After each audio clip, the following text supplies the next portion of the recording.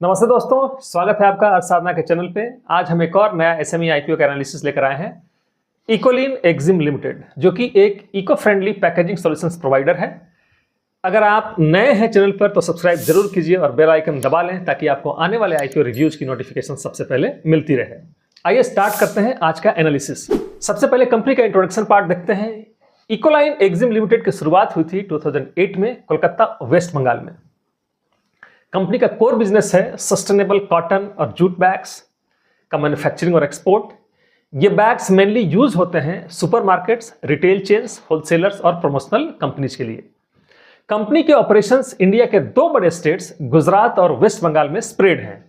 As of January 2025 इकोलाइन के पास 3 active manufacturing units हैं, एक अहमदाबाद में और 2 वेस्ट बंगाल में।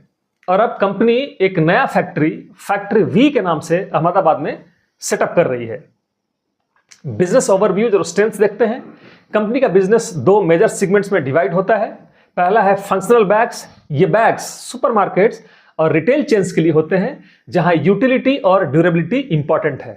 सेकंड है प्रमोशनल बैग्स। ये कस्टमाइज्ड इको फ्रेंडली बैग्स होते हैं जो कॉर्पोरेट गिफ्टिंग और ब्रांड प्रमोशंस के लिए बनाए जाते हैं। इनके प्रोडक्ट लाइन में cotton tote bags, jute shopping bags, promotional eco bags शामिल हैं। अब हम इनका टारगेट मार्केट और क्लाइंट्स देख लेते हैं। इकोलाइन एक्जिम एक एक्सपोर्ट ओरिएंटेड कंपनी है। इन्होंने अपने प्रोडक्ट्स 25+ कंट्रीज में भेजे हैं, including European union, USA, Japan, south east Asia और मेक्सिको। फाइनेंशियल ईयर 24 तक कंपनी के 48 फंक्शनल यूनिट्स और 24 प्रमोशनल क्लाइंट्स थे और दिसंबर 2024 तक ऑर्डर बुक में 97.44 करोड़ का आउटस्टैंडिंग एक्सपोर्ट ऑर्डर है, जो इनके बिजनेस डिमांड को काफी स्ट्रांग दिखाता है। फाइनेंशियल इंफॉर्मेशन, चलिए अब देखते हैं नंबर्स, फाइनेंशियल परफॉर्मेंस कैसे रहे हैं इनके। फाइनेंशियल ईयर 23 में रेवेन्यू 310 करोड़ था और प्रॉफिट था 18.8 करोड़। फाइनेंशियल ईयर 24 में रेवेन्यू थोड़ा कम होकर 280 करोड़ हो गया, लेकिन प्रॉफिट इंप्रूव होके 22.5 करोड़ हो गया। इसका जो रीजन है, सेल्स कम हुई कॉटन बैग डिमांड गिरने से, लेकिन कंपनी ने लैंड सेल और फॉरेक्स गेन से एक्स्ट्रा इनकम बनाई। फाइनेंस कॉस्ट कम हो गया और एक्सपेंसेस कंट्रोल किए। इस वजह से रेवेन्यू गिरने के बावजूद नेट प्रॉफिट इंप्रूव हो गया है। फाइनेंशियल ईयर 25 में रेवेन्यू 273 करोड़ और प्रॉफिट 18.8 करोड़ रहा। नेटवर्थ पिछले 3 सालों में काफी इंप्रूव हुआ है, 49 करोड़ से बढ़कर 88 करोड़ तक। डेट भी मैनेजेबल है, लगभग 40 करोड़ के आसपास। ओवरऑल दोस्तों रेवेन्यू स्टेबल है, मार्जिन्स थीन है लेकिन कंसिस्टेंट है। नेटवर्थ की ग्रोथ एक स्ट्रांग पॉजिटिव पॉइंट है। अब इनका की रेशियोज और वैल्यूएशन मैट्रिक्स देख लेते हैं। रिटर्न ऑन इक्विटी की बात करें 23.5%, ROCE 21%, दोनों स्ट्रांग है। डेट टू इक्विटी 0.45, मतलब लिवरेज ज्यादा नहीं है। पैट मार्जिन की बात करें 7% और एबिटा मार्जिन इज 11%। ठीक है, लेकिन मार्जिन थीन है। EPS pre IPO is 13.97 rupees और post IPO 11.01 rupees. P multiple upper price band पे 12.8 और प्राइस टू बुक वैल्यू है 2.58, यानी वैल्यूएशन डिसेंट है, ओवर एक्सपेंसिव नहीं लग रहा है। EPS सिंपल मेथड से कैलकुलेट किया गया है, पैट को टोटल शेयर से डिवाइड करके। Promoters and share holding pattern की बात करें, प्री इशू होल्डिंग था 100% और पोस्ट इशू भी इनके पास करीब 73.58% होल्डिंग रहेगी। ये एक पॉजिटिव साइन है क्योंकि प्रोमोटर्स आईपीओ के बाद भी अपनी मेजॉरिटी स्टेक रिटेन कर रहे हैं। आईपीओ डिटेल्स की बात करते हैं। आईपीओ ओपन डेट है 23 सितंबर 2025, क्लोज डेट है 25 सितंबर, अलॉटमेंट डेट है 26 सितंबर, टेंटेटिव लिस्टिंग डेट है 30 सितंबर और ये NSE SME पे लिस्ट होगी। इशू साइज की बात करें 76.42 करोड़ का ये इशू है। फ्रेश इशू जिसमें है 61.19 करोड़ और ऑफर फॉर सेल है 15.23 करोड़। प्राइस बैंड की बात करें 134 to 141 rupees per share. Lot size 1000 shares का है।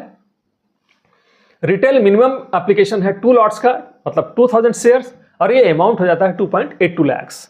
स्मॉल HNI के लिए बात करें तो मिनिमम इनके लिए 3 लॉट्स रखा गया है, टोटल अमाउंट होता है 4.23 lakhs। रिजर्वेशंस कैटेगरी देखते हैं तो QIB के लिए अप टू 50%, रिटेल के लिए मिनिमम 35% और NII के लिए up to 15%। Lead manager registrar की बात करें, बुक रनिंग लीड मैनेजर इनके हैं हेम सिक्योरिटीज लिमिटेड, रजिस्ट्रार हैं MUFG Intime India private limited. अब हम लोग इनका ऑब्जेक्ट्स ऑफ द इशू देख लेते हैं। कंपनी इस आईपीओ से जो पैसा रेज करेगी उसमें से 50 करोड़ अहमदाबाद में एक नया मैन्युफैक्चरिंग फैसिलिटी बनाने के लिए यूज होगा, जिसे फैक्ट्री भी बोला गया है, और बाकी पैसा जनरल कॉर्पोरेट पर्पस के लिए यूज होगा। ये पॉजिटिव है कि पैसा बिजनेस एक्सपेंशन में यूज हो रहा है, ना कि सिर्फ प्रमोटर्स के एग्जिट के लिए। अब इनका शॉर्ट एनालिसिस करते हैं। सबसे पहले strengths, sustainable and eco friendly product line, strong ESG play, export driven business with presence in 25+ countries, long term relationship with global retail chains, strong order book visibility. Weaknesses की बात करें, high dependency on export markets, forex and global demand risk, margins thin, SME listing मतलब liquidity risk, high retail ticket size मतलब entries के लिए आपको 2.82 लाख का पैसा रखना होगा। अपॉर्चुनिटीज की बात करते हैं, rising global demand for eco friendly packaging, expansion via new Ahmedabad plant, India's push towards sustainable products, cross selling to existing clients. Threats की बात करें, competition from low cost countries like Bangladesh and Vietnam, raw material price volatility, forex fluctuations impact profitability, global trade slowdown risk. अब GMP trend और listing gains देख लेते हैं। Market बच के हिसाब से इकोलाइन एक्जिम का ग्रे मार्केट प्रीमियम ₹5 है एज ऑन 19 सितंबर 2025। सेबी के फ्रेमवर्क में जीएमपी एक ऑफिशियल पैरामीटर नहीं है, यह सिर्फ इनफॉर्मल इंडिकेटर होता है, इसलिए लिस्टिंग गेन की कोई गारंटी नहीं होती है। अब इनका आउटस्टैंडिंग लिटिगेशन और मटेरियल डेवलपमेंट देख लेते हैं। कंपनी लेवल पे सबसे पहले अभी तक कोई criminal proceedings, statutory regulatory actions या मटेरियल लिटिगेशन कंपनी के खिलाफ पेंडिंग नहीं है। प्रोमोटर्स और डायरेक्टर्स लेवल पे देख लें, कोई मेजर क्रिमिनल मटेरियल लिटिगेशन नहीं है, सिर्फ एक केस पेंडिंग है, Ajit Khandelwal and ANR versus union of India, जो एलएलपी कंप्लायंस इशू से रिलेटेड है और जो मामला भी पेंडिंग है। सेबी के साथ 2 डिस्क्लोजर डिले मैटर्स हुए थे, बीएनके कैपिटल मार्केट्स लिमिटेड के शेयर होल्डिंग डिस्क्लोजर संबंधित, जिसमें सेटलमेंट हो चुका है, एक 9.3 लाख और दूसरा 13.5 लाख के सेटलमेंट चार्जेस के साथ। ग्रुप कंपनीज लेवल पे बात करें तो ग्रुप कंपनीज के खिलाफ भी कोई मटेरियल लिटिगेशन या स्टैट्यूटरी एक्शन पेंडिंग नहीं है। टैक्स प्रोसीडिंग्स की बात करें, कंपनी लेवल पे डायरेक्ट टैक्स के 2 केसेज हैं और ये अमाउंट इन्वॉल्व करता है 89.5 लाख रुपीज।